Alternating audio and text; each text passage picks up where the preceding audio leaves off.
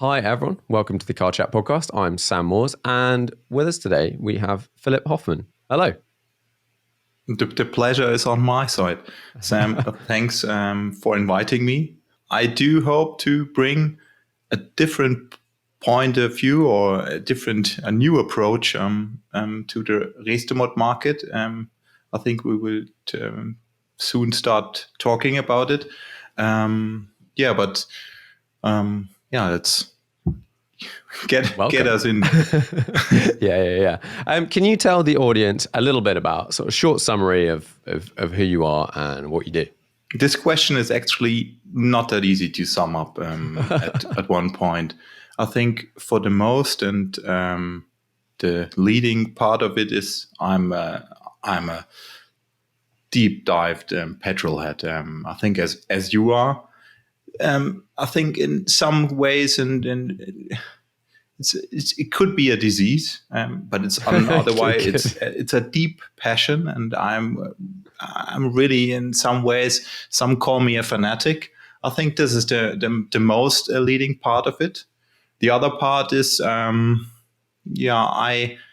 do have a doctorate degree in biomechanics, and I'm also I do have a doctorate degree in orthopedics.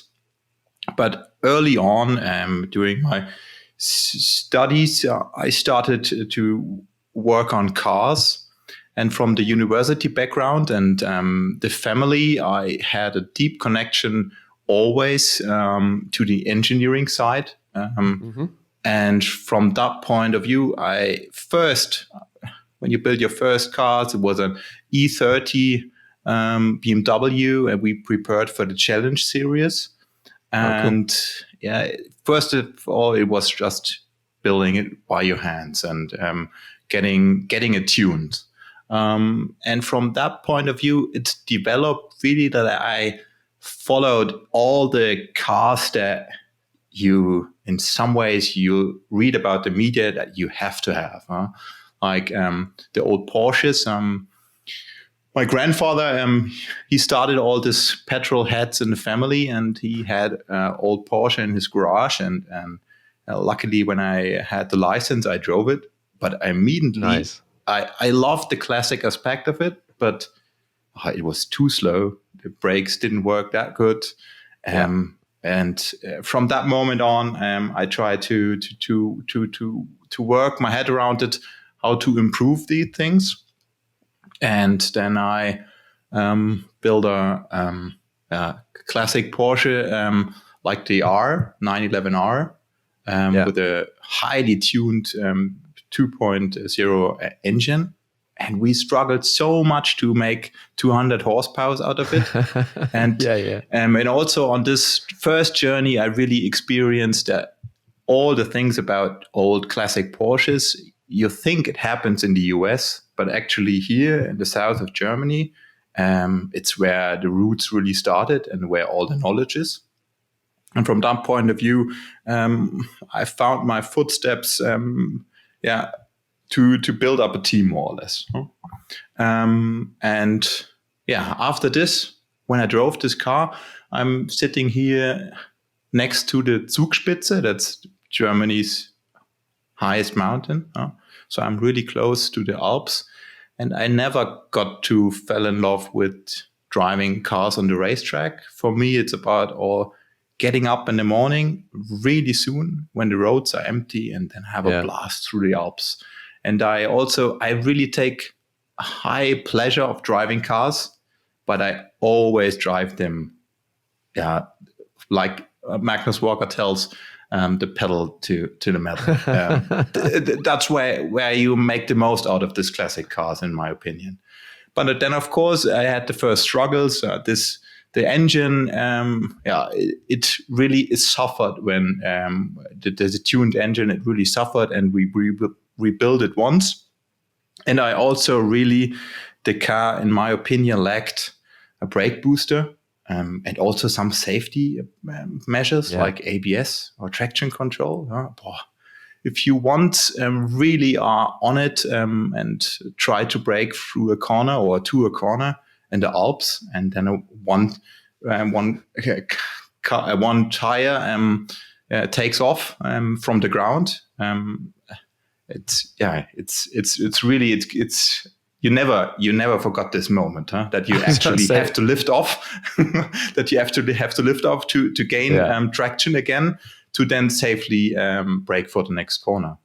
And that's a funny one of of the location, because I've had a few experiences of being in a car with normal sort of non-modern brakes, and just like one reasonably recently going down a road, and I just locked up, and you go that little bit further. It was okay. There was actually enough space and whatever. But I imagine having that experience on an alpine road is a little bit more. It focuses the mind, as you say. Yeah, it really does. And on the alpine roads, when the weather is the most beautiful as it is right now in autumn, you have leaves sometimes, or you have small stones. The roads are not always perfectly clean. So that's why something like this sometimes happens. And I also thought about, it's not enough horsepower. Huh? So the next thing we did, we built an ST, like really lightweight.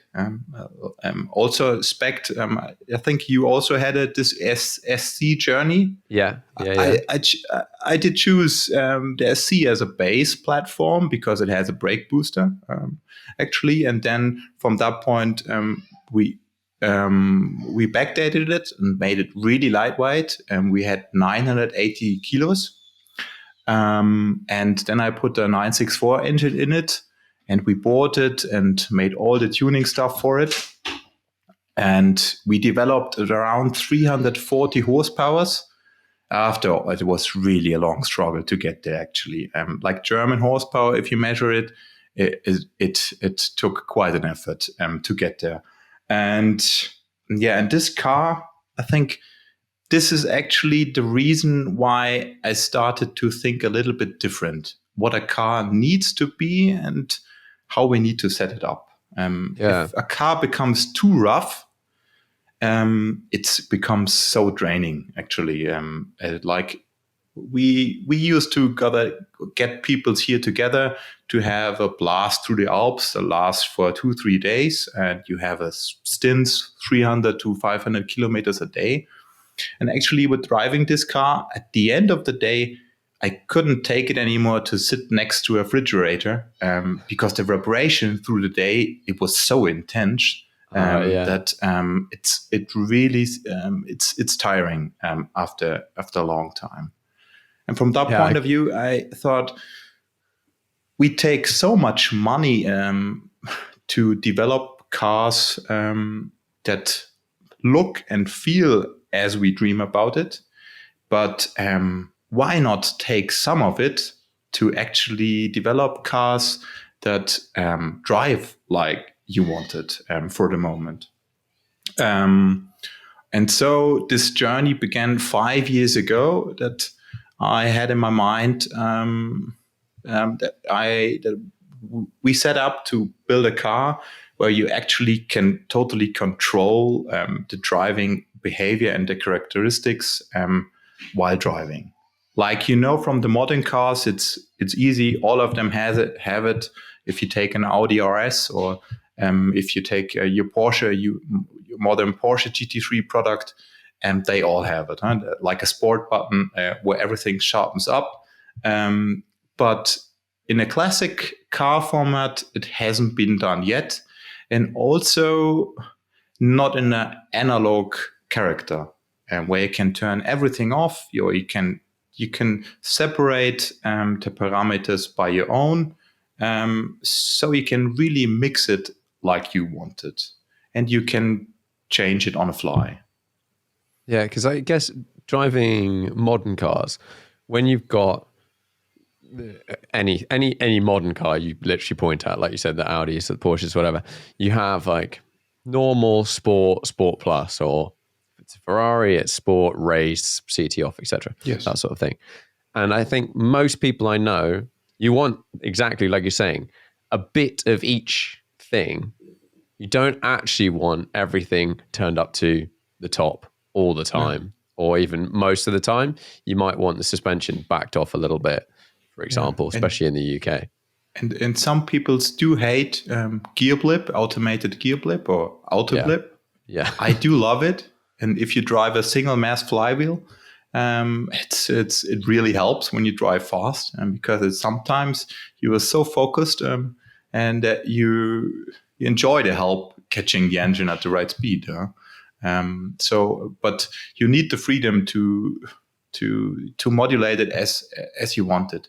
And this journey, I can tell you, really, it I don't know, you need some craziness isn't really involved to actually to stick it to it, to make it all happen at the end, because it was a really long lasting journey. We developed a steering pump with ZF.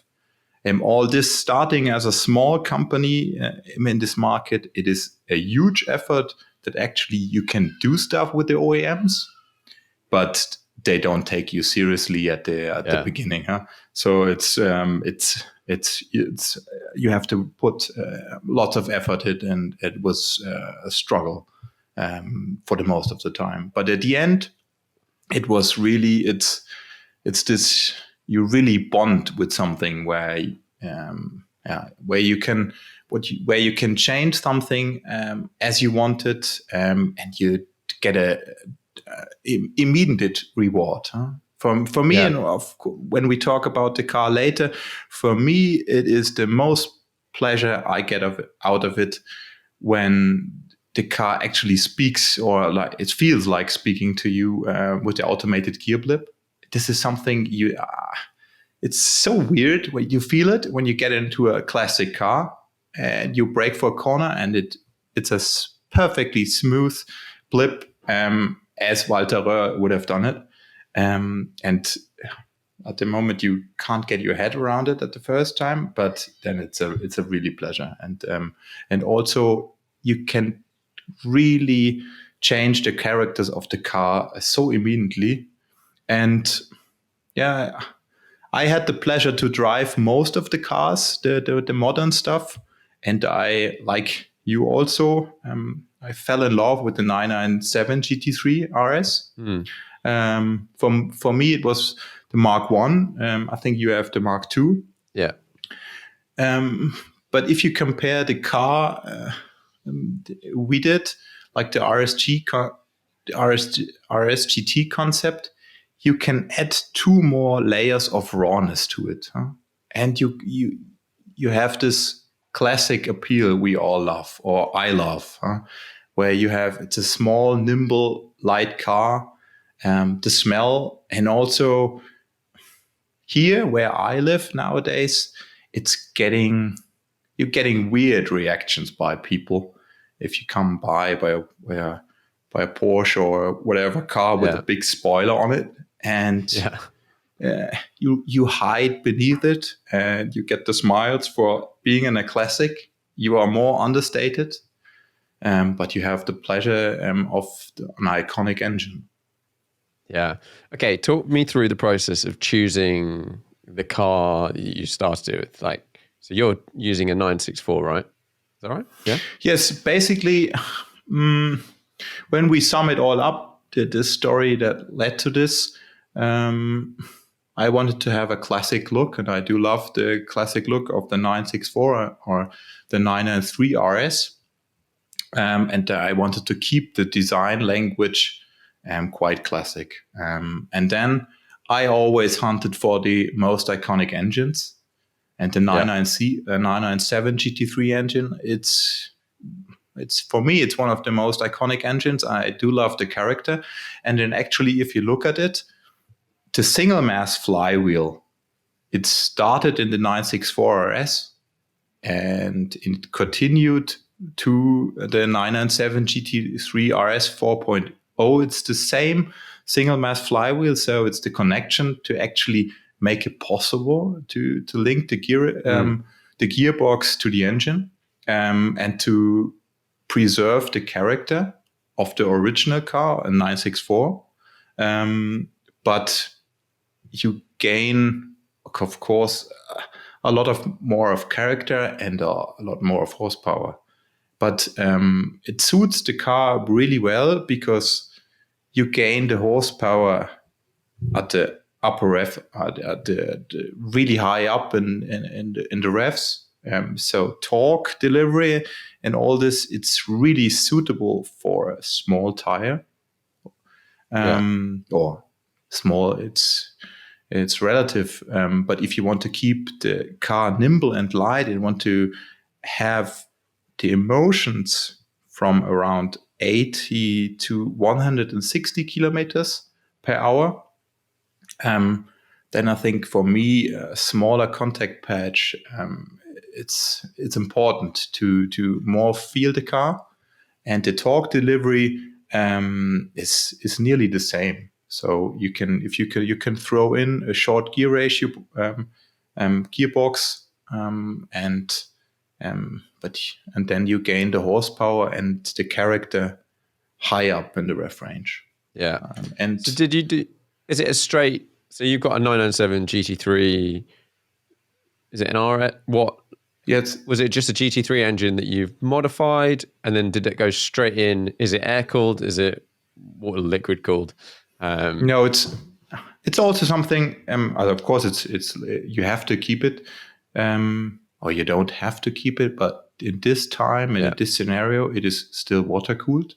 Yeah, I think other companies had taken the heads and made them air cooled, but this is also something I'm not deeply religious about it. I'm looking for a car that can behave and can perform in every environment. And I not only had this feeling once where running under traffic from an auto blast where I thought, oh, this might end terrible with this air-cooled engine in a hot summer day. So water-cooled for me, it's a benefit. This engine, you run it safe in every environment. And also you gain a second benefit, the weight balance of the car. You shift about 7% to the front axle. And if you take the old 911s and make them really lightweight, you always get the troubles by having all the weight on the rear, and you basically lose most of the weight from the front axle. And then the behavior on an alpine road is not in my favorite. So with this setup,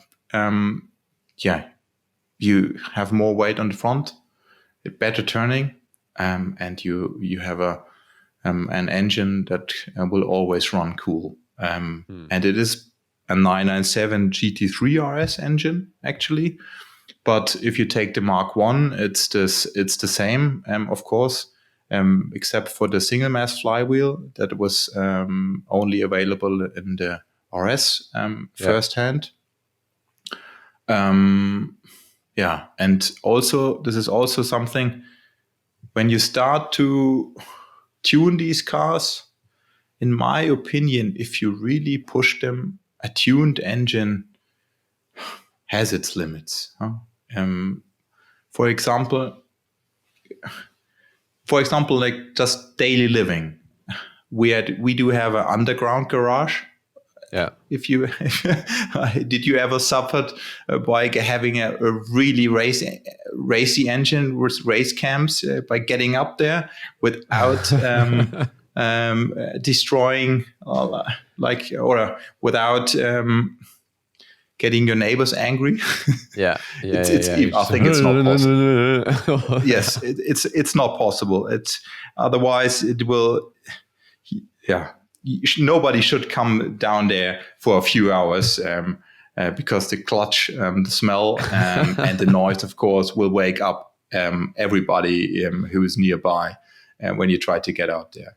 And this is something, if you take the character of the classic car and you combine it with an engine that can be flexible, and the key to flexibility in this, is Varicam system. You have both. You have an engine that will run smooth on traffic, but is still a race engine high up the revs. you know it as well. So the 997 GT3 engine, I think it can provide both. Yeah, 100%. And then do you keep it completely stock, or is it changed in any way, shape, or form? No, of course.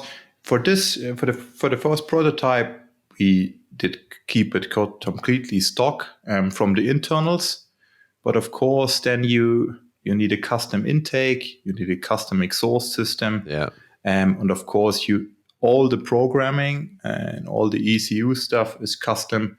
So you basically keep the internals, but if you dream about it, of course, this can be. If I thought about it once, maybe in the future, with Alex from Sharkworks, a 3.9 engine, I think this would be the limit. Huh? The 4.1 will be too much, but 3.9 is still absolutely handleable. Huh? And what is the talk? Let's talk through some of the other elements of the car. What weight are you at the moment?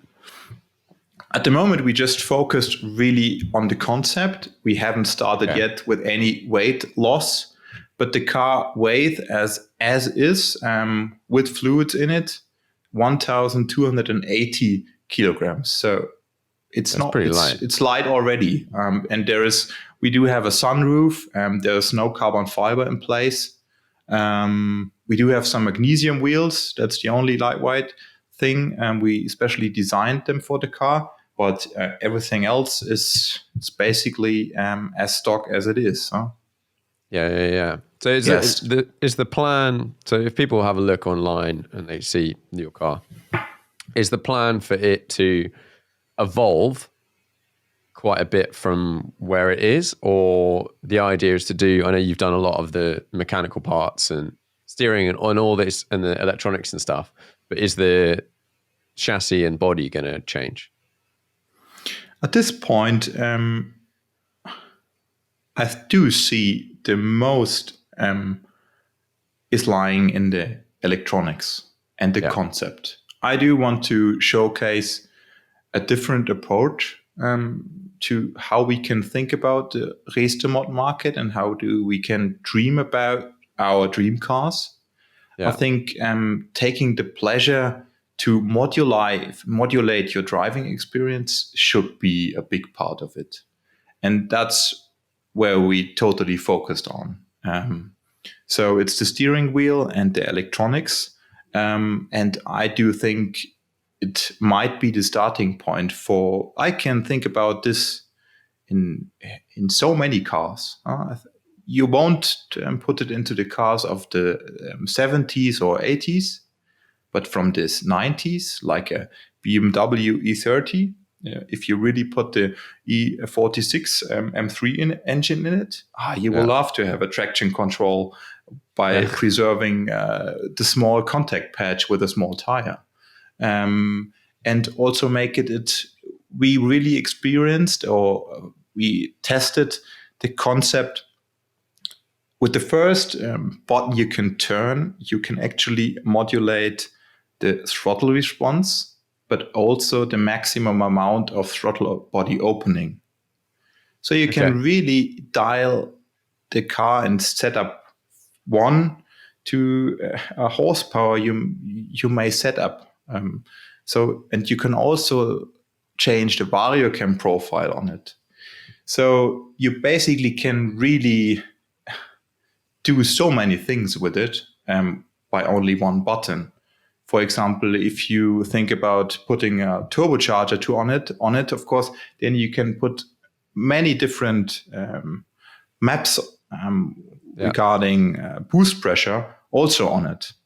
And that's why you not only having a different throttle mapping, what totally relates to the character of the car when you drive it, but you can also modulate the maximum output of torque and power by modulating the variocam profile. And this is a benefit for many cars, because actually all the cars I always built, they were too rough at the end to actually still have a use case where you enjoy them.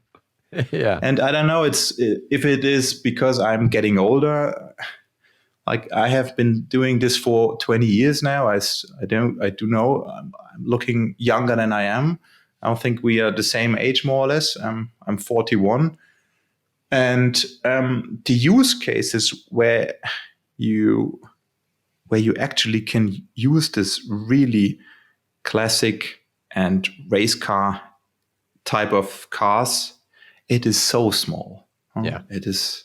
I'm It's with more you. like it's more a product you enjoy looking at it, and then you need an art gallery where you live, so you can enjoy it every day. Yeah. But the times where you actually drive it and you enjoy it, in my opinion, there are too few around. With this setup, I wanted a car where I can pick up my boy and bring him to school, and have a blast through the Alps for half an hour later. So you can make the most out of it. That is quite an interesting way of thinking about it. So with the mapping and the changing the profiles and stuff, can you make the engine more torquier at lower revs, but Yes. less at high? And then Yes. you could completely change it so it's actually Yes. more linear and more torquey at the high. You can do that. Yes. That This sounds is only the one. This is only one button. Like, if I Yeah. talk you through the steering setup, you have 4 independent rotary switches, and what I had in mind. Do you vision the old classic tube amplifiers? Yeah. I've got Where you I've got still a have modern where tube you amplifier here. yeah In fact, thick. where you have your cool. Yeah, I do dream about them as well. So this is something I was looking for in my vision. So you have 4 independent rotary switches, and they are not linked. On the first hand, I called it roar, like you can modulate the sound of the car. And this is also something that's really new. You have 2 electric flaps that do close in real time, and you can open them seamless from 1% to 100%. Oh, So it's okay. the same as turning your volume up on the amplifier. It's a small increase if you want it. It's not like Interesting. rah, rah, like you have with all the others, the flaps that are boost regulated, and they do only open or close completely. Yeah. So this is the first button, and you can also modulate this depending on car speed and throttle position. So you can make them shut low down, and then they open up slightly if you go through the revs. This is really critical also for TÜV compliance. Right. Here in Germany, it's really getting tricky and hard to do so. And the system, it is so easy to tell the car it can be 86 decibel at 100 kilometers per hour, and you can really tune it exactly to that spot. That helped all the way, and it is a pleasure using it because you can modulate it, put it a few notches more in it as you want it, and you have the freedom to exactly have the sound environment you are dreaming about. And the second switch you have on the left side is gear blip. I think this is the system that actually it took the longest effort to make possible. Because if you compare, let's run through a different few cars and how they do it. I think, do you know the modern BMW Mini? Mm-hmm. Like they also have rev match, but they do it like if you shift down, it holds them on the plateau until you put the gear in.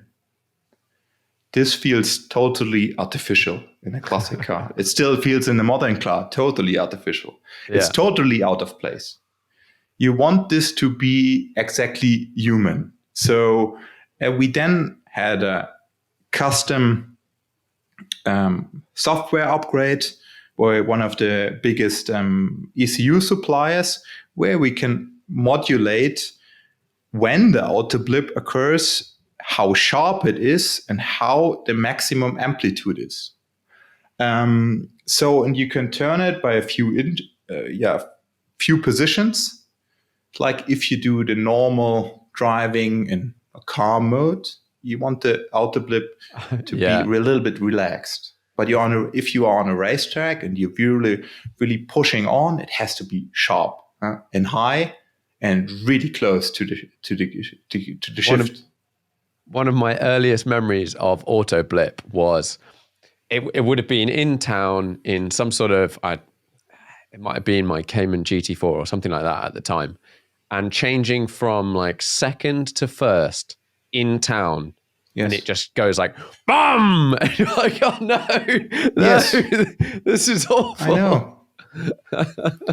I do actually know this, but this is actually why it took nearly 3 years to modulate the system where it feels absolutely human, and to put it also in 4 different categories. Like I first started with a rotary switch where you have 8 positions. You don't need 8 positions. It's way too much. You can't make the nuances so small that you still feel the difference between the parameters. But for in a setting, it's perfect. But you then, if you compare it to the GT4, you still have a more benign position in our setting now. And this is, it really feels, it took a long way to actually make it feel human, like really somebody driving it being one of the best drivers like Walter Röhrl. Because in my opinion, we all love to tell somebody that we actually don't need these systems. But nowadays, and also all the journalists who drove it, they found it really a pleasure having it, because with the single mass flywheel and also with our ECU system, you can't believe what reserves are in a 997 GT3 engine stock-wise if you keep the internals, and if you take the best ECU system available, the increment you can gain so much more in rev change. You can make the engine rev so much quicker than in your stock application. It's unbelievable. We have run through 4 clutches because actually with the auto blip system, the engine was revving so fast that the clutches got loose. The pressure plate was falling apart because of the change in speed. This was, you have never heard about it. I think in the media we also, and this is it's unbelievable what this engine has still to give if you take a different ECU system to it. That's pretty interesting. And the third switch is actually a traction control system. We kept it on 8 positions. I think this is a switch I normally never use. I have it in position 3 or 4, and it's unbelievable. If you have this Motorsport ECU system, the system is so much better than in every road car. It's really seamless, and we have tested a lot of this during winter, and it's also it gives you a big smile if you are sitting in your classic car, pedal to the floor in winter conditions, snow on the road, and the car keeps driving totally smooth around the corners. Yeah? you can really push it and it still works. Of course, normally you always, when I dreamt about this and set the use case for a car like this, of course, you will never drive it in the snow. But sometimes if you are on the Alps and you are in a really big rain shower, that's something where you're happy about it. Happens. Huh? Yeah, because you exactly. can keep on pushing it. Yeah. Like I heard in your podcast, it's because sometimes it's critical. If you lose an old 911 and you're not quick enough, you will crash. Sometimes these things happen, and I'm with you. Like, I think I don't know whether it's an age thing or just you've experienced different experiences. Like, the sort of driving I do now is a bit different to 5 years ago, 10 years ago, 20 years ago. There's certain times when I'll be like really on it, but most of the time not so much. But the engine profile thing sounds quite interesting, because on the road, let's say I've now got a 992 GTS. I got it like a couple of weeks ago. Yes. And I'm like a sort of, I would say, like dyed in the wool. I guess that's the right expression, a UK expression, but like a serious NA enthusiast. I like naturally aspirated engines, and the GT3 engine is phenomenal. But on the road, in that car, it's very good, but how rarely am I revving it all the way out and to get the power that it can give and feel the performance, you've got to be revving it. And yes, mine's quite loud. And that just doesn't happen very often. And I'm very aware of like other people around me when I do that, of like the sort of image, almost like the image I'm projecting. Yes. Like I'm going to go everywhere at 9,000 RPM or 8,700 or whatever it goes to. Whereas in the GTS, it has so much torque down below. I'm never anywhere near the rev limiter, because you're just smashing it, riding the torque, and then enjoying the next gear, and off you go. And it's a much easier car to drive, even just quickly, but sociably around, I find at the moment. And that idea of being able to change, like if in my GT3 I could change a switch and it had a bit more low down torque, that would be great. And then also, I would love an auto blip into first gear. Like, not a second, I'm all right, but into like first in the Alps would be really useful. Yeah, I'm keep on smiling because you can look at it from two different perspectives. If you talk to the engineer, the Variochem system offers complete flexibility at every rev position. So why making an engine torquier down low and losing the torque high up? Yeah, well, why no need to program do that, something like this? Yeah. This wouldn't make any sense from the engineering side of view. But this is something I also really... Driving a car has two different perspectives. And at the end, your emotion is the winner every time. For example, if you take the exhaust system, you don't take any pleasure out of it gaining 7 more horsepowers at the end. Like we've built 4 complete systems for this car. And at the end, the system that I fell in love is completely noise related.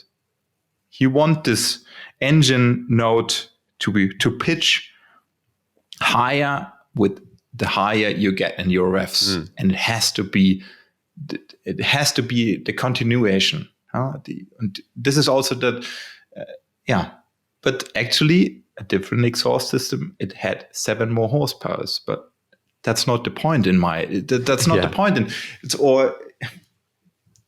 these cars that you are using just for pleasure. And it's just your emotion is the most part of it. And if you want to celebrate naturally aspirated engine, this is also something I learned from really along the way. You don't need an engine to rev to 11,000. You shift immediately when you feel the power loss. Yeah. Yeah, and that's something. And also, this is something while programming all this, we struggled severely to make this 997 engine more like a 991 engine in comparison to peak power at highest RPM. Yeah. The Mark 1, especially, it flattens about 7,200 to 400. It has peak power there. And you immediately shift there. There is no need to get to 8,600 if you want it. And this is also something that, this is actually for me at the moment, became the most important value, that you have the peak horsepower at highest RPM, and then you actually will rev the engine there. That's interesting. I'd never really thought about that, but that makes a lot of sense in cars like 991 GT3. You shift when it stops kind of pulling a bit more, and it's always in that car. It's always early. Yes, and if you feel the loss, it's always the torque curve in the Boxster engines. It flattens and then it falls sharply at the end. And you immediately feel it. And this is something where you shift naturally. If you wouldn't have any rev counter, that's where you put your select next gear. And with this, for the emotional setup, this is the most important part. So you have to modulate the VarioCam system more like being on a really like on a hike to a mountain. You want to get to the summit. Yeah. And so the design this wise was more getting the band starting slow down low and keeping it to continue the rise to the summit. And I do know actually why it in the market something or it's rarely be done, because if you start with the 997 GT3 engine and the VarioCam system with the blank sheet, it's a nightmare, and lots of work has been involved in tuning this engine. And also a company developed that nowadays it's actually a company that also runs good profits that developed on the way that troubleshoots OEM ECUs. Because at the beginning, of course, I tried to take it all over. But it wasn't. You couldn't rely on the system, and of course, then you are stuck with the setup as it is already in place, and all the other parameters I wanted to choose or make flexible and variable, I couldn't add on. So that's why then we started with a blank sheet, and then for years with the ECU suppliers, we had our custom software set up to actually then have the freedom to put different parameters and combine them and make them switchable on a steering wheel. Yeah. So this is when I sum it up where we want to go, or where I want to go with this. And I cannot relate to myself. I teamed up with the most experienced people out there. Some help came through some of them being a patient from me, others family related. But and others, dear friends from the long journey I already had in the beginning. So the team of Reutmeier and Christian Mittermeier. I think they are the most experienced Porsche guys out there you can find I think in Europe or worldwide related. They did all the OEM stuff. And then from my connection to the university, I had so much deep knowledge and access to the most valuable knowledge around to make something like this happen. Like the engineers that help with those are normally working for like Pininfarina Battista. They help with the mold for some of the parts. Others. Like I have to make you a vision how the technical university in Munich works. It's such a lovely place actually, because there you have the engineer from BMW, one of the head engineers for the developing of the new BMW M3 engine. And he's casting molds for the engine case on the one left side. On the right side, he's making molds for his wedding rings. And then there is a place, it's a prototype facility. They found it. And there comes all this knowledge together. You have the most modern machinery where you can really do everything you dream about. And then these guys come there also because I think that it's so easy-handed and it's so way quicker to develop something on your own there. In BMW, tell me, could we have a cast molded prototype? We need for stress testing, and then it will take 1.5 years. So they then just go on and do it by themselves. But actually, because you have the ability to do so. And only through this background, we could develop it's a car actually, because if you look at it, the perspective, everything has been changed. Of course, we kept the design and the chassis, but beneath it, you have a custom oil system, a custom gauge cluster, complete bespoke car management, electronic wise. You have a bespoke intake, everything nearly, And if I tell you also what was the hardest on this journey, actually to develop a car that is at the end in harmony with what it wants to be. Yeah. To have all the parts actually that has the same emotional setup, and they are still related to each other if you drive in rowdy mode or if you calm it down a little bit. Of course, you cannot set these cars up to run them like a comfortable old Mercedes, and I think that's not the use case. But if you compare it to, like, I take your GT3, you can make it livable and add 2 more layers of rowdy emotions on top of it. Yeah.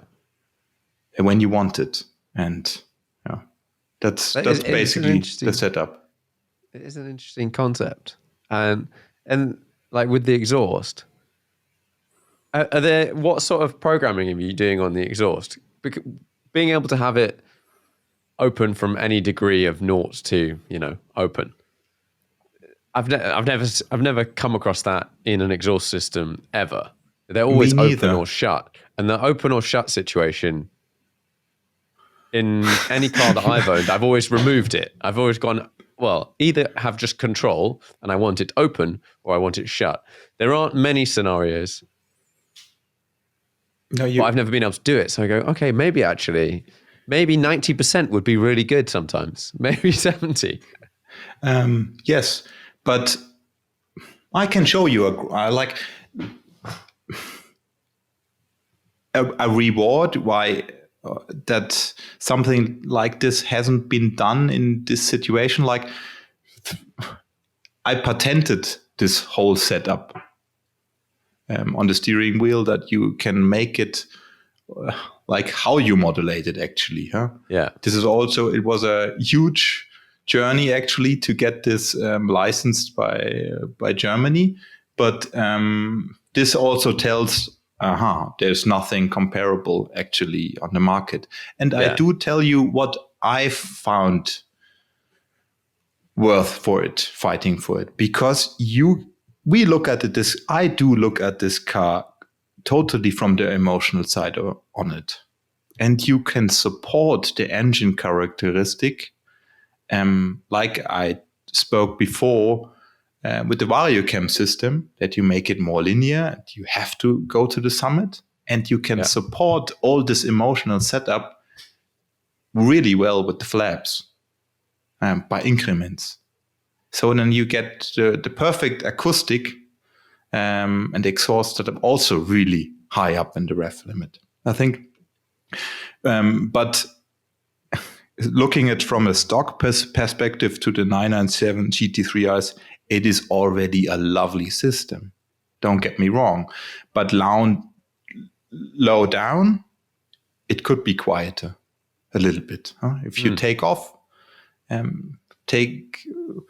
leave in and let the family still sleep. Yeah. And this is possible. When I get up in the morning from the underground garage, I do not want to wake up everybody. Yeah, so, exactly.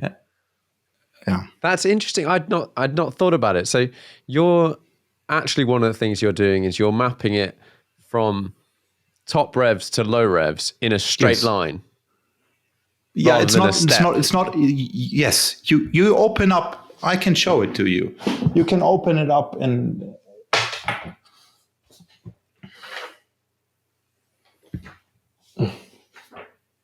Yes, it's more or less in a straight line. Like one of these. I can quite see that. Yeah. You can see it. It's like these are 4 different setups, and you can, of course, you can start with how much rowdy you want in it with starting up. Yeah. And of course, you can also program it in that when you start the engine, like on the modern cars, the exhaust flap for a few seconds is opened and then it closes. But for now, I left some of this out. In a classic car, you also need to relate to the classic setup you have. You cannot fuss with it too much. Auto blip, for example, is already, for some, it might be sacrilege to do so.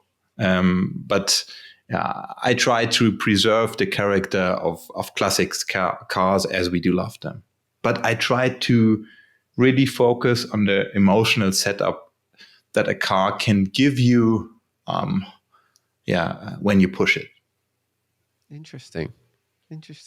Yeah, it sounds quite cool, and it sounds like I want to experience these different things, because I can tell you've spent, and the team, a lot of time working on all of these different elements, and how that relates in reality is it's basically you can explain it really like this. If you put everything in a sharp position at high end, you would not want to live with this car for long. If you are in a traffic then, or if you're coming home, it will shout. It would be really aggressive, and you would not want to live with this long. But if you were only able to have this one setup, you actually would need to dial it back. But now you have the freedom to dial it back when you need it, and you still can preserve the rowdy if you want to. And the pleasure it's really only up there. That's why it's really also hard to tell the journalists what to make out of the cars, because I told them this car is only really awesome at one point. It can be the most aggressive rowdy on the streets you can ever imagine. and you really have to push for it there. But somebody who gets into the car, of course, then it's expensive and it's lots of work, and there's only one around at the moment. It's hard to get this emotional layer to them, because you need to, of course, you will not learn the car in 20 kilometers. No. That you will want to go for the next layer and the next layer. So that's why I then got into the car and drove them around a few times, and then then you can help them actually. I find that is always really good. Like if I get into someone's car, like say I got into, your build, I'm not going to go, minute one flat out on some roads I don't know, in a car that there's only one. Like it takes a long time to build up to that. And me, just personally, I also just don't drive other people's cars that hard because they're other people's cars. If it was on track, I would probably drive a bit because you've got a bit more leeway. But then I often try and get someone else to drive a bit first, just so you're like, okay, I've got a reference point. I know what we're working with now. And then, okay, we'll go from there. But actually, taking this car for a reference, I think you would quite feel home immediately, because we had a 997 GT3 RS for reference most of the time, and taking the looks aside, it drives like a stock 997 GT3 RS. Also from steering point of view, shifting, it's the linkage and all of this is also made for us. I wanted to have more effort. Like in an old car, you need to use your shoulder. On the modern cars, you're only using your hand shifting. But on older cars, you need to use the shoulder. So the linkage is longer, but it is without any slack. It's harsher than the stock 997 GT3S. So you really have to nail it to really have fast shifts. But then it's great. Take a 997 GT3 and add 2 more layers of harshness and rowdiness, and you can imagine what it might feel. What size rear tires are you 265. Using? Oh, tiny. Yes. you need to have a tiny, but you know it as well. When it's dry, the Porsches have the best traction so much ever. And also, if you have a modern tire, there's no problem at all at any situation. You may lose this if you put 4 liter or even more in this car, but up to that, it's perfectly handleable. I do like a small contact patch. You feel the car more. You get this car to be enjoyable lower down in the speed limit. I designed this car totally just to live in the spot between 80 kilometers and 160, maybe 200 kilometers. And this is not an Autobahn car where you push to 280 or whatever. You wouldn't do so in a classic car, or in my opinion, I wouldn't do so. But you have all the emotional setup, what you can enjoy on B roads, more or less. Yeah, that sounds what it's all about. And suspension wise, are you using a tractive system? No, I thought about it, but at the moment we have this KW suspension system, and I found it really livable in every situation. But of course, taking all the system, making everything variable, to add this to the suspension system, of course, would be a perfect add-on, in my opinion. I had to focus on what we wanted to achieve, and the suspension system, I knew that good systems already out there, so I did not touch on this Yeah. yet. So. And with the plans to build complete cars for other people, or do you want to sort of send a package of powertrain, etc.? That's actually not an easy question. I don't know yet. The effort and coming from the background, everything on this cars was CAD designed, so it's 100% to be copied easily. Yeah, and the most of it is actually on a USB stick. That's the most valuable thing on the car. So I think nowadays I try to take a step back. It has been 5 years of immense stress to actually get there where we are at the moment. So I want to see if I'm the only guy with this rusty nail in his head, focusing totally on what my vision was, to see what can develop out of it. Of course, the team and all the rest of it, everything can be set up to do every of those, to supply a system, like an electronic system, to other cars, to other companies, but also team up, grow a little bit, and build a few cars on our own. I don't mean by myself, but on the most experienced car guys for Porsche that are here in Germany, and they are already team-wise with us from the beginning on. So, but I need to take this at the moment to calm down a little bit and see what actually what the feedback will be. So that's also what is. I appreciate to talking to you, because if you bring something new to the market, it's not actually easy.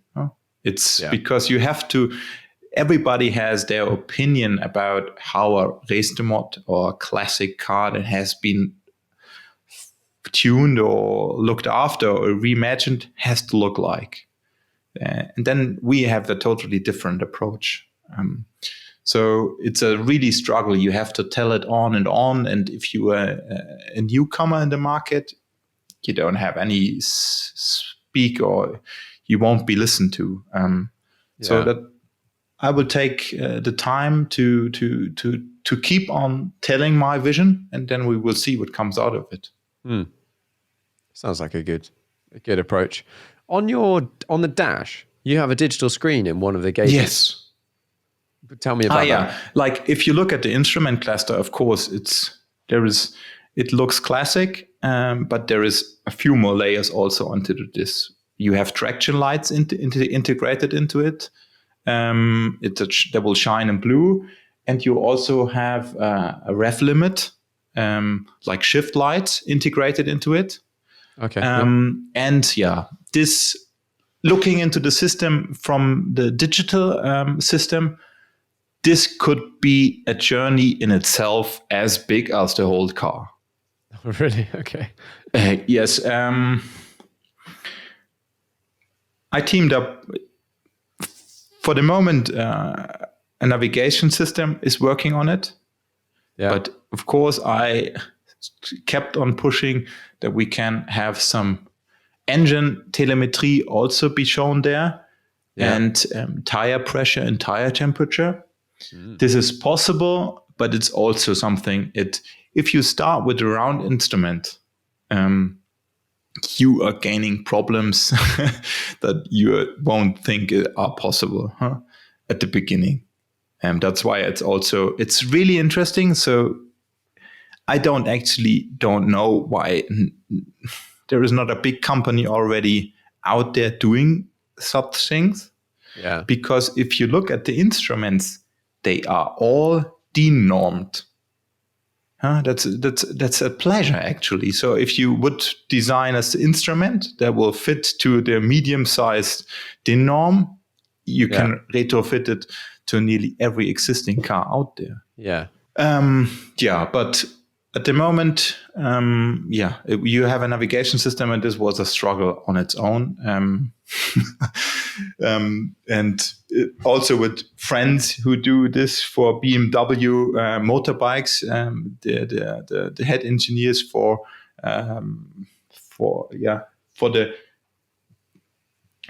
the management system there. And we had lots of conversations and team meetings with different companies. It's actually not that easy to make everything possible in the system. No, it sounds really interesting. Like, it sounds like what you've done is, I kind of, I want to experience it, see what it's like. So I normally wrap these up with 5 questions. You ready? Yes, of course. Okay. Do you have a most memorable driving trip or journey? Yes. It's not only car related, of course. It's those car meetings where we gather together a few people here in end of September. It was called Pass Master because it doesn't live on any longer. But it was this circumstances where my first son was nearly to be born every day to come. Yeah. And I wanted to take this drive, of course, but then you start to drive and you think, you cannot go. You cannot leave your wife, or you have to drive really fast back home. So it was this really emotional setup where you're somehow, your nerves are already really have a high tension when you start the trip. And but I love these autumns here in the Alps. And nowadays, like the last week, it was a dream actually here. It's and every day here it's a pleasure. But I must say, I only take the pleasure out of it when the roads are empty and you're really early in the morning. Yeah. And then you have to push the car for 35 minutes or 40 minutes to the maximum. And then you calm down, and then you hear the exhaust like a fireplace crackling. And the engine back still warm. You don't need any heater because the car is so warm on the inside because you pushed all the fluids to maximum.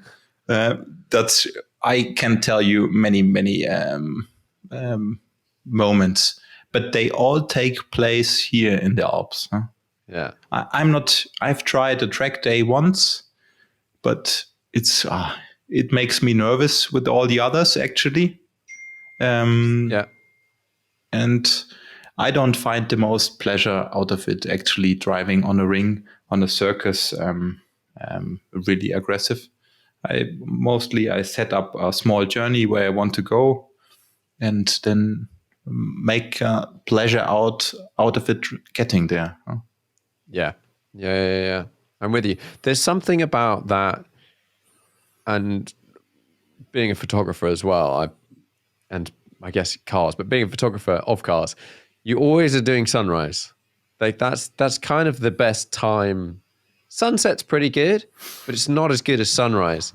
And then when you get up at 4 a.m., 5 a.m., and the sun's just coming up, and you go out and there's no one around. Yes. It is really special. Yes. Just being there at that time of day. I absolutely, I'm completely with you. If you look at the website, you have to have a visit to Silvetter Hochalpenstraße. The scenery there, it was all captured, as you told, in the early, in the golden morning hour. But we did it in July. So you have to get up really early. It's better now. So I had settled the team for 4:30 in the morning, but we actually achieved with all the equipment to start at about 5:30, and again, it was the same intense feeling at the beginning. Oh, we're already 1 hour late. Yeah. And we really have to push on. We don't know the location yet. We have to get there. It was the same emotional setup as I described before with my son being nearly on the way. And I really also, this is also a moment I can deeply relate to. One of the best driving experience for us, especially with this car we had also with us. This is also, do you know Morgans? A little bit, yeah. My father, he loved them as well. And we always had a Morgan around. And I related to them as, I don't want to be offensive to the company, but they never worked no, and you couldn't drive with them in any situation. In the summer they overheat, and for rainy days you get wet in the inside, but then my father had this Morgan came up in the UK during COVID, and it's a RR V6.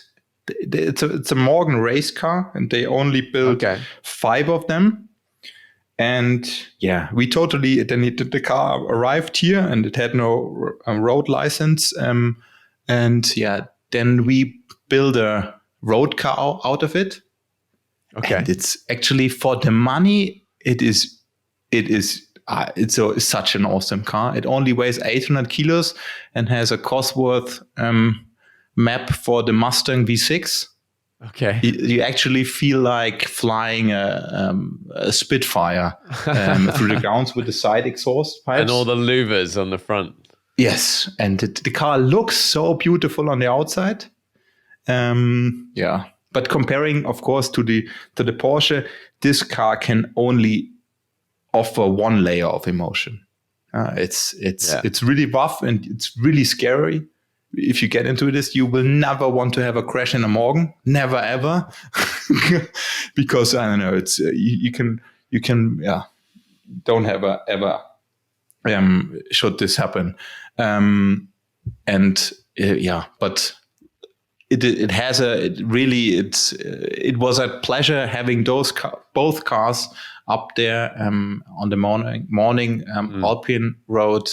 And the road in itself, Silvetter Hochalpenstraße, is one of the best Alpine roads you can ever imagine. It has these really high-speed flowing corners where you can see the corners in 1.5 kilometers in front of you. Oh, right, so you can really push on and still have the best view. I think this is also really critical when you drive Alpine roads. You have the best view around, that no bikers will cross your lane. Yeah. Well, that sounds like a good one. If you could only drive one car for the rest of your life, sports car, what would it be? It's obvious, I guess. It's also not an easy question, actually. Like if I talk to my friends and colleagues and partners of the company, they always tell me, like, for example, that the car was on the RSGT was on photo shooting 3 days ago, and they picked it up in the morning, and in the afternoon he came back and he thought he also has a Porsche GTS, and he told me, Philip, this is just the perfect car. And so I probably would choose this car if I would not have been with him from the first minute, because I know if you're building a prototype, all my gray hairs nearly are related to this car, and I can normally take lots of stress and work my head around it, but I got to a few points where I really thought, not again. Huh? And of course, only electronics. But building a car, I think this is also something that's really lacking in the market. Engine size and mechanical side, there are huge companies and a lot of companies around. But on the electronic side, it's there are not many around that actually can really program well and do harness specs and all the stuff. And I got to know, I think, most of them during the journey. And then I had to focus on a team that normally does high-speed trains and airplanes and space rockets. To get all the software implemented. Yeah. What do you think is the most undervalued car at the moment? Undervalued car. I think exactly what we are speaking about, these 90s greatest hits cars. I think also if they gained already a lot of money during the last 10 to 15 years, our PlayStation generation, I think I would count myself to being one of the early PlayStation generations. I think they will appreciate them even more on down the road. And they are, from the emotional driving experience perspective, the best cars, the 90s to early 2000. The early cars, they have so many flaws. And also, if you compare it like with the brand side of it, I think the Porsches, you will struggle to find anything else that drives as a complete package as sporty as they do. And I think in comparison, like a Fiat 500, I think I can't make my head around it. How there is anybody around able to drive those really early cars where you don't have any synchronized gearbox. Yeah. It's terrible hard. They are work of art, but you have to enjoy them looking at it. It's a really tricky one. I find, because I just sold my SC, so my backdated SC this week. I just don't use it that much at the moment, but I was kind of like looking at like where would I, if I was to replace it or get another car of that sort, where would it go? Where would it sit? And I like the idea of an early car, whether it was an old Alpha or an early 911, like, I don't know, 68 or something like that. But then there's part of me that knows I like to use stuff. Like, I really do like to use stuff, and I kind of like to just be able to get in it and drive it. So then you're like, where do you sit in the in the timeline of then to now? And 964 is quite a good time for that, because it still feels old, not nowhere near as old, but you have a lot of the stuff like electronic ignition and those sorts of things that just work, or at least kind of work. It's a tricky one on that. Yeah, but if I'm honest, I don't know. It's really hard to make to name any car actually for me, because I always then started to make those cars my own. I've never like from the 70s to the 90s. I always was. I don't know. They never got to me when they were stock. Yeah, that's. But let me know your thoughts on why did you sell your SC? It was from the outside, and it was a lovely car to look at, and it was a nice car. The reality was of where I'm living at the moment. I'm in a rental that has no garage, none, zero. So my GT3 is parked like on my drive in front of my house. It's not at the moment. My GTS is there now, but I had no parking. And then I've got a 2-year-old, or he's not quite 2, but nearly 2. And I've just had no time to drive cars at all, really, or at least like in a fun way. So I've really been looking at the cars that I've owned and currently own and go, right, do I drive this? If I've got one weekend, am I going to choose this car or I'm going to choose something else? And the reality was with that car, I'd driven it a lot. I'd had a lot of fun in it. But I think I'm starting to get to the point where I'm like, I think I would rather have something else. Like if I was to sell it, would I buy it back? No. And I was like, okay, well, maybe you should sell it and wait until try a different experience. Yeah, because may it be that you love it from the outside and from the inside, but when you're actually driving at it, it lacks the emotional summit when you drive it, huh? Or am I like that was actually the case always for me driving those kind of cars, and with these early engines, you either have not the reliability when you really build a race engine out of it, or you are like, you only have a small summit, like it's only 300 to 400 feet. I know what you mean. There, you don't have any climax, emotional side from the emotional driving experience, actually. You can have so much more driving your 997 GT3S or driving something that's really raw. But it's an interesting one. It is. I think part of it is I think with that car or that space in my garage, if it, if I retain a space, is for something that's old and feels classic. I think I like something like that. But I think edging towards, I've not driven a really early 911, so I couldn't comment on that. But something like, I love the idea of like an Alphaholics. Yes. Because it feels a bit like, I don't know, have you driven a Caterham? Yes. Like that, a car you get in that you kind of, it makes you want to go sideways on the first corner that you're going and like just have a frantic half an hour experience and then put it away, drive something else. Like I think I'm leaning towards that kind of situation with that car.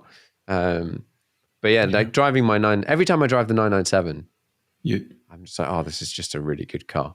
It feels older now, which seems odd because I've had it for so long, and driving the 992 is clearly much more modern. And there's good points about that, and then also some bad. But most drives I have in the 997, I'm like, this is just really great. Yeah, but actually making or you may think this can't be true. You actually should drive our Morgan. It's actually it's a Caterham R500 in the beautiful looks of a classic of a beautiful car. But it really feels like it, and it doesn't have any leaf spring at the front or rear. But that's really it's the same approach as the Alphaholics. It's a beautiful car on the outside, and you still have a raw and racy and nimble car while driving it. But of course, you also invited, of course, to try the RSGT. I think it can also deliver on this both so well that you can calm it down a little bit, but still have a really rough driving enjoyment, but still be able to take my wife sometimes with me, because like when I had this really early 911s, you mostly ending up with driving on your own all the time. Because it always was too rough. Huh? Yeah. And it's also then sometimes too rough to go to a dinner somewhere in the evening, or you've got a cage you've got to step over. Yeah. I'm with you. And it sounds like with your early cars, you took them to the you pushed them to the extreme end. Yeah, this was always, of course, a development through all the years. But I always thought, oh no, this brakes can be better. Like also now with the RSGT and the photographs I did send you, you can see development of the car.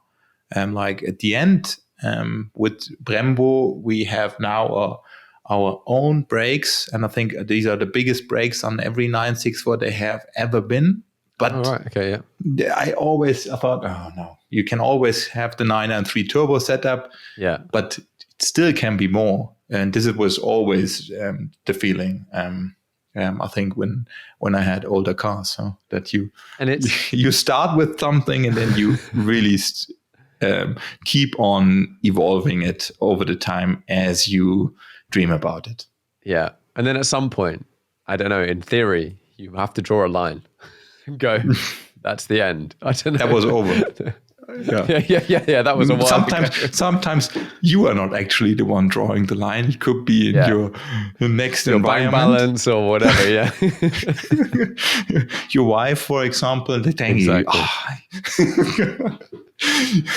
Right. What is the most interesting car for you at the moment? What are you looking at? Googling? Maybe new, maybe old, or just part of yours that you're developing?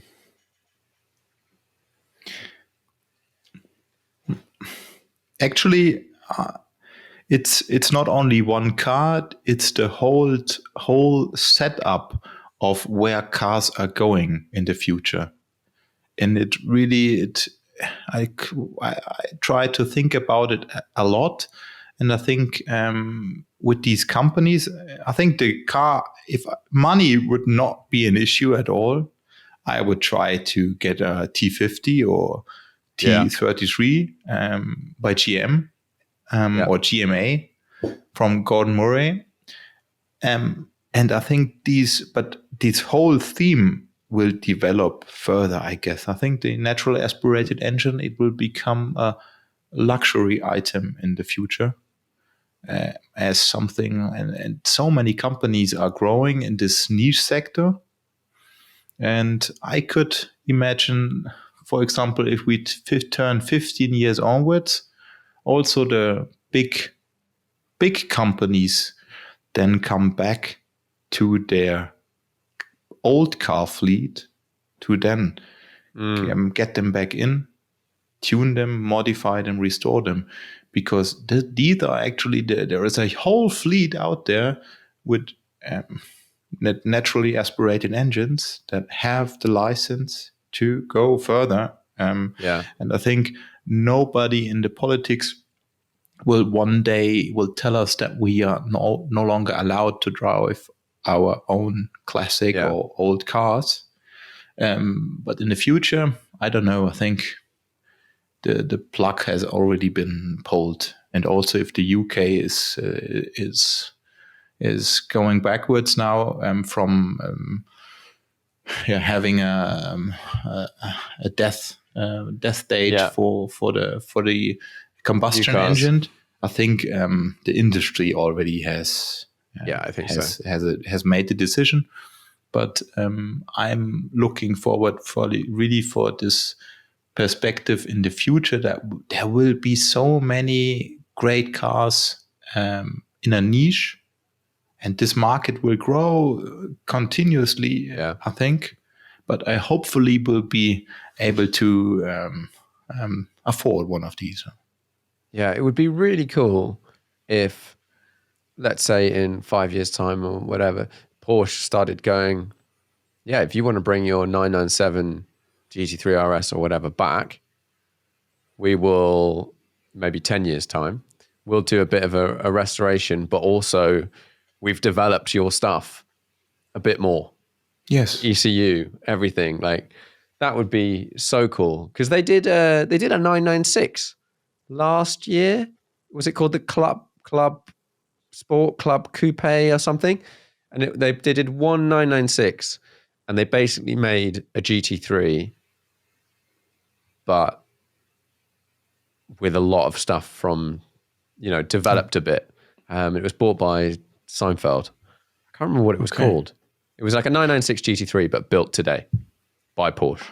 Yeah, it may also be then that they Yeah, I do think that something in the future will be possible. And if you also look at the legislation, that combustion engines are still legal to produce unless you are producing less than 100 vehicles Yeah.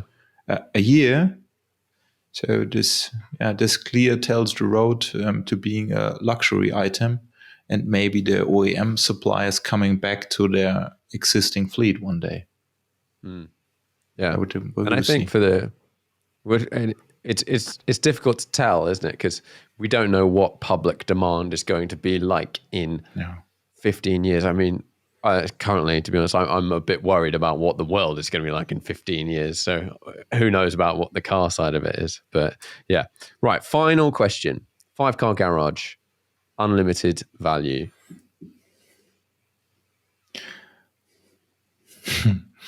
I would want to have my 2 early cars back. That they actually had to be part of the budget for the RSGT. But I do miss them for these few occasions or kilometers a year. Then, yeah, I would have one of these crazy cars from GMA, I Yeah. guess. Or probably McLaren F1 if budget is not an issue.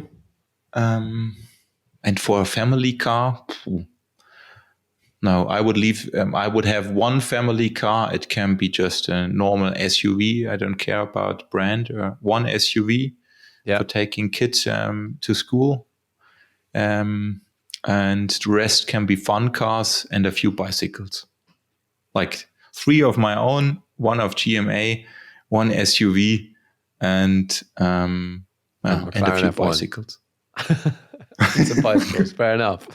Yeah. Nice. Job done. All right. Well, thanks very much for coming on the podcast. It was a pleasure. Being on your podcast, talking about cars and the future about emotional driving.